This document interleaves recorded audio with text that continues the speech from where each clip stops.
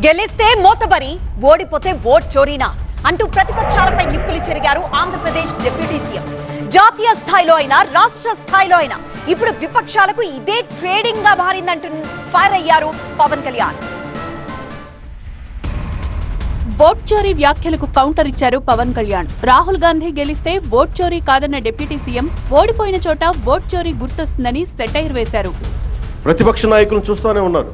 జాతీయ స్థాయి ప్రతిపక్ష నాయకుల నుంచి ఓడిపోతేనేమో సడన్ గా ఓట్ చోరీ అంటారు.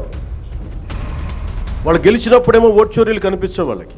గత ఎన్నికల్లో వైసీపీ విజయం సాధించినప్పుడు తామేమీ ఓట్ చోరీ అని మాట్లాడలేదన్నారు పవన్ కళ్యాణ్. ఇప్పుడు కూటమి సభ్యులు గెలిచినప్పుడల్లా వైసీపీ నేతలు ఓట్ చోరీ ఆరోపణలు చేస్తున్నారని మండిపడ్డారు. గత ప్రభుత్వంలో కూడా చూసాం. 2019లో వాళ్ళు గెలిచినప్పుడు మేము ఎక్కడా మాట అనలా. ప్రజలు తీర్పు ఇచ్చారు, దాన్ని గౌరవించాం.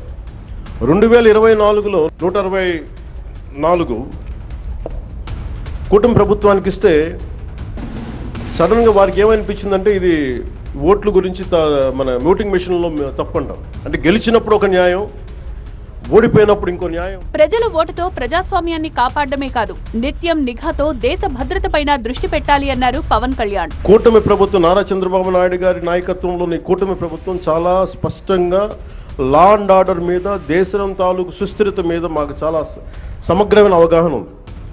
ఎక్కడ కూడా కరప్షన్ ఉన్న చోట ఆటోమేటిక్గా దేశం బలహీనపడుద్ది. అలాంటి పరిస్థితుల్లో లేకుండా ఉండాలని మేము సాయశక్తుల ప్రయత్నం చేస్తాం. మీరు నిరంతర పహారా కాసే తప్ప ప్రజాస్వామ్యం బలపడదు.